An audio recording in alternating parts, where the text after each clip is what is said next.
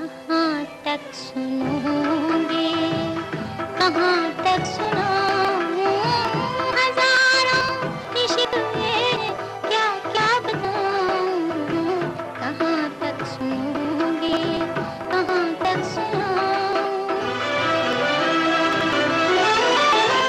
हुजूर आप एक जहाँ की नज़र है, निगाहे करम से भी मुझको ये डर है, जहाँ की नज़र में कहीं आ न जाऊं, कहाँ तक सुनोगे, कहाँ तक सुनाऊं हजारों शिकवे, क्या क्या बताऊं, कहाँ तक सुनोगे। ये वही बात चल रही थी कि ये देखें, अगर हुकूमत में वजीर आजम और फौज के कायद के दरमियान कोई इख्तलाफ हो जाता है तो कानून को कोई भी नहीं मान रहा जी, दोनों कानून की खिलाफवर्जी करें।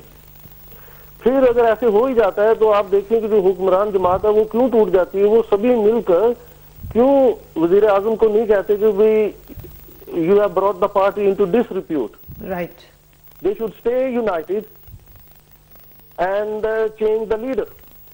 लेकिन ऐसे नहीं होता है, वो आपस में बढ़ जाते हैं, एक हुकूमत में रहते हैं, दूसरे वहां चले जाते हैं, और सबको अपने अपने मफाद से ताल्लुक है।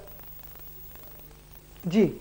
तो आपके हमारे हालात जी, आपने बिल्कुल ठीक कहा। अभी जो लियाकत साहब ये बात कर रहे हैं कि जितने भी हमारे पार्लियामेंट मेंबर्स हैं, मैं सबकी बात, उसमें कितने परसेंट एबिलिटी है, ये उनकी काबिलियत है, ये उनकी एजुकेशन है कि वो मुल्क की भागदौड़ को संभाल सकें, या उनके सबॉर्डिनेट्स जो हैं, जैसे नवाज शरीफ अगर आते हैं तो उनके सबॉर्डिनेट्स हो गए, जो बेनज़ीर के हो गए, या इस वक्त मुशर्रफ साहब के हैं। क्योंकि गवर्नमेंट सिर्फ पार्लियामेंट की उधर बैठ के बातें करना इज़ नॉट एवरीथिंग, अमली तौर पर वो क्या करते हैं, क्या उनमें इतनी एबिलिटी है? तो मेरी राय में अक्सरियत में काबिलियत नहीं है, जी, सियासी बसीरत नहीं है। जी, मैं एक्चुअली हारूनाबाद से हूँ, और हमारे एक मिनिस्टर अब्दुल लाले का जो इस दुनिया में अब नहीं है, खुदा ने जन्नत नसीब करे, वो मेरा ख्याल है, मैं उनको बचपन से जानता हूँ, वो मैट्रिक पास भी नहीं थे और वो हमारे मिनिस्टर थे। इसी तरह अभी पीपल पार्टी में ज्वाइन कुछ लोगों ने, कैंडिडेट्स जो पाकिस्तान से आए, यहाँ लंदन में पूरा दिन वो रोड्स पे खड़े रहते थे पीपल पार्टी को ज्वाइन करने के लिए कि उनको टिकट मिले, और उनमें से कुछ शख्सियत ऐसी थी जिन्होंने 5वीं जमात भी नहीं पास की और उनको टिकट दिए गए हैं, और झूठे सर्टिफिकेट्स उनके पास थे। और ये मैं उनसे इतना अच्छी तरह मिला हूँ, और बल्कि वो मैं जानता हूँ उनको पर्सनली बहुत सारे सालों से। लेकिन इन लोगों को सिर्फ इसलिए टिकट दिए जाता है कि ये जीत जाएंगे अपने इलाके में, लेकिन पार्लियामेंट में इन्होंने सिर्फ मुंह पे जिप लगा के बैठ जाना है, और जब इशारा किया जाएगा कि कुछ लॉ पास करना है इशारे से, वो सिर्फ हाथ ऊपर उठाएंगे कि हमारे वोट शामिल करें, लेकिन उनमें कोई काबिलियत, अहलियत नहीं, या दिमाग नहीं, या इंटेलिजेंस नहीं कि वो कुछ आवाम के लिए करें। ऐसे मैं ये कतई कलामी माफी चाहती हूँ, मैं ये समझती हूँ कि ये लोग वो लोग हैं जो अपने एक खास जागीरदाना निज़ाम के तहत जीते हैं, और जो हमारे सियासतदान हैं उनको इनकी जरूरत होती है। डॉक्टर रज़ी, मैं आपसे बात, जी फिर कॉलर से बात कर लेते हैं। अस्सलाम वालेकुम जी। अस्सलाम वालेकुम जी। जी जी फरमाइए। मैं आपकी बातें सुन रहा था जी, बहुत अच्छी बातें आप कर रहे हैं, शुक्रिया। तो मैं असल में ये कहना चाहता हूँ कि सियासतदान बनने के लिए कोई डिग्रियां हासिल करना जरूरी नहीं है, क्वालिफिकेशन वहाँ पे जरूरी होती है जहाँ नौकरी करनी हो। अच्छा जी। सियासत बजाते खुद एक साइंस है, और जैसे केमिस्ट्री का पढ़ा हुआ प्रोफेसर से सियासतदान बना दें तो वो क्या करेगा सियासत पार्लियामेंट के अंदर बैठ के। सियासत जो है वो एक शऊर का नाम है, एक ऐसा इलम है, एक मुश्किल इलम है, एक मुश्किल साइंस है, जो उस पर अबूर हासिल करता है वही आगे कामयाबी हासिल करता है। जो मामूली लिखना पढ़ना चाहिए क्योंकि दफ्तर लेकिन आप, मैं माजरत चाहती हूँ, आप मेरे बड़े मोअज़्ज़ज़ कॉलर है, मैं आपका नुक्ता नज़र है, लेकिन आप समझते हैं कि तालीम और इल्म के बगैर कोई शऊर आता है? तालीम मैं समझता हूँ कि जो शऊर हासिल, इसकी शऊर की बात कर रहा हूँ, जो सियासत का जितना शऊर होता है, हो सकता है उसे केमिस्ट्री का शऊर ना हो। आप देखिए ना, अगर आप तालीम कह रही है यूनिवर्सिटी में तालीम दी जा रही है, ये बुनियादी तालीम होती है, कोई डॉक्टर बनता है, कोई केमिस्ट बनता है, जिसे आप कहते हैं, जी, जी। सियासतदान के लिए एक पढ़ना लिखना और बोलना ही चाहिए, इतना ही काफी होता है, बाकी उसकी अपनी की फील्ड होती है। और दूसरी बात जो आप कह रहे हैं ना कि ये सियासतदान लूट कर चले गए हैं, मैं समझता हूँ कि पाकिस्तान के अवाम की बदकिस्मती है कि ये सियासत को बदनाम करने के लिए कुछ लूटा है, इसमें कोई शक नहीं है, लेकिन देखना ये चाहिए कि इनके पीछे कौन थे, आगे लाने वाले कौन थे, वो कहाँ हैं आज। कल तो वो वही लोग उन्हें बड़ी बहुत शुक्रिया जी आपका नुक्ता नजर, थैंक यू वेरी मच। हमारे साथ हमारे और भी कॉलर है, नेक्स्ट कॉलर से बात करते हैं। अस्सलाम वालेकुम।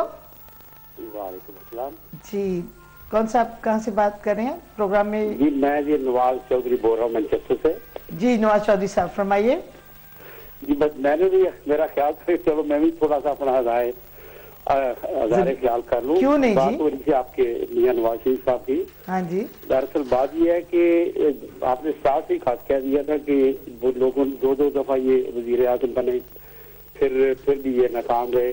अब भी जो हालात ये थे, आपको पता है, हमारी जुडिशरी को पता है कि एक तो मैं बात करता हूँ पहले उनके यहाँ से वापस जाने की, और जो जिस तरीके से ये सऊदीया गए थे, कि आज की जो हमारी जुडिशरी है, जो हमारे जजेस हजरात हैं, उनको सबको पता है कि क्या हालात थे उस वक्त, कैसे के गए थे। उनको जब नवाज शरीफ साहब ने कहा कि मैं वापस आना चाहता हूँ, अब ये जो बात है जी, हर शहरी को ये आजादी है कि अपने मुल्क में आए, ये तो 5 साल का बच्चा भी जानता है। मेरे ख्याल में इसमें जो हमारी जो काउंसिल है, ये जस्टिस है, उन्होंने ये कह दिया जी ठीक है, लेकिन उन्होंने ये नहीं, उनको पता है सबको कि ये कैसे गए थे, उनका काम था उनसे पूछना। अब साबित हो गया है कि जी ये झूठ था।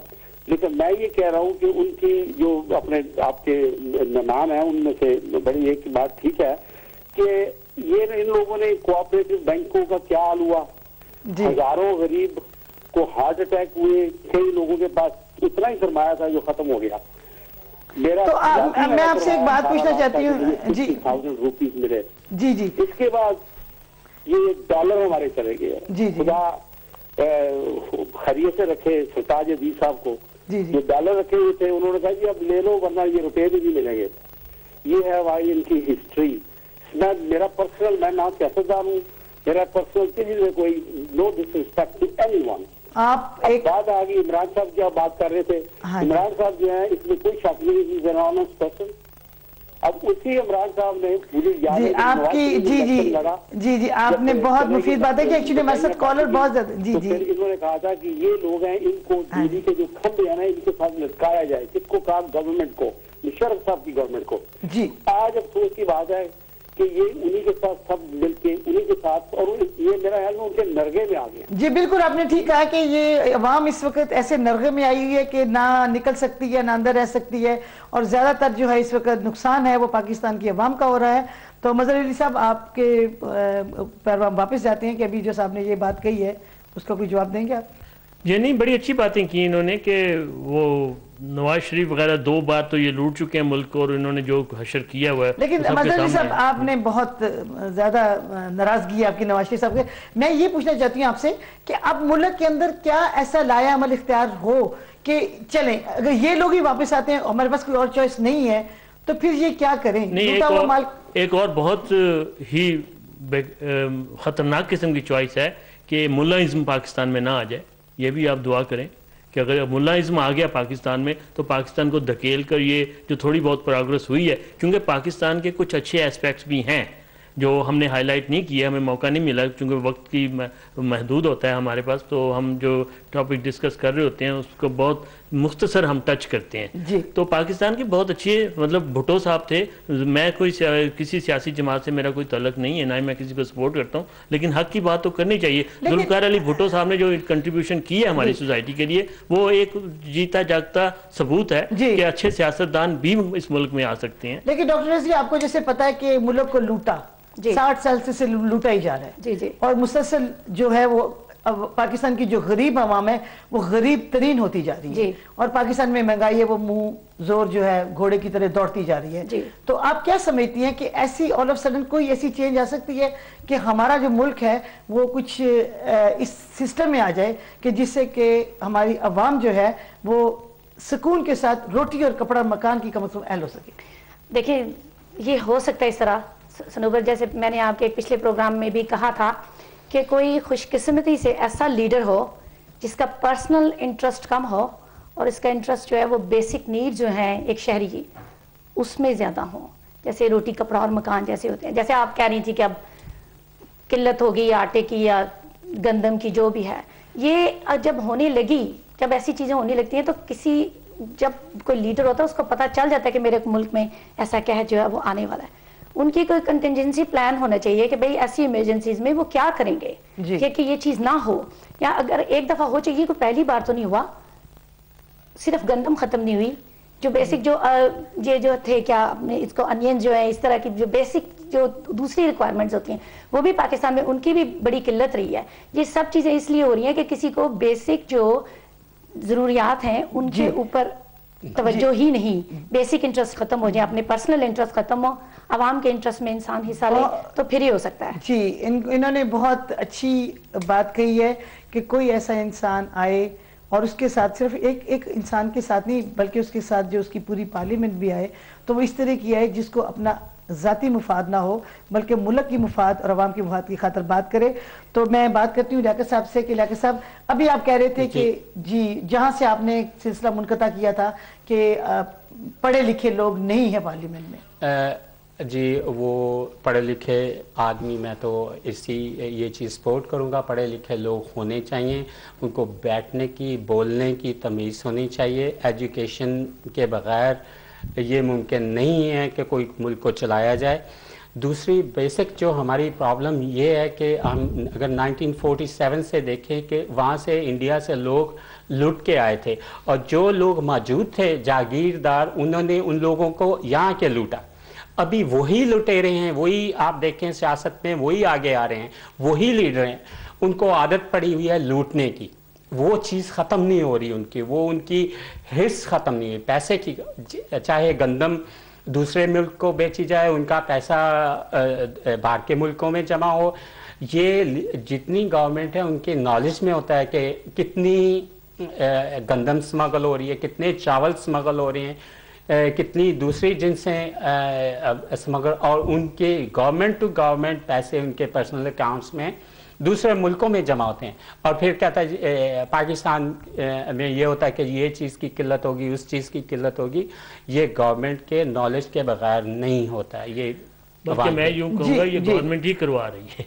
अच्छा। ये बात मेरी अजीब लगेगी आपको? जी, ज़बानी बयान तो आपको पता है कि मज़हर अली साहब बहुत होते हैं, लेकिन इस क्या समझते हैं कि ये नवाज शरीफ के ये जान के थोड़ी गंदम पे बात हो रही थी तो मैं ये कह दूं, बाज़ औक़ात क्या होता है कि जब हुकूमतें सियासी बहरान का शिकार होती हैं, जब देखती हैं कि कोई हमारा कोई भी जो तरकीब है वो काम नहीं कर रही और अवाम हमसे दूर ही होते जा रहे हैं, तो वो जो ऐसी इश्यूज़ होते हैं जिससे अवाम नाराज़ होती हैं, उससे तवज्जो हटाने के लिए ये अक्सर होता रहा है, अक्सर पॉलिटिशियंस ने किया है, ये बेनज़ीर ने भी अपने ज़माने में किया हुआ है, नवाज शरीफ ने भी किया हुआ है, और अब मेरे ख्याल मुशर्रफ साहब भी इसी चीज़ को इस्तेमाल कर रहे हैं कि ये शॉर्टेज कर देते हैं मुल्क में, ताकि तमाम अवाम की जो तवज्जो है ना अब आटे की तरफ हो जाएगी।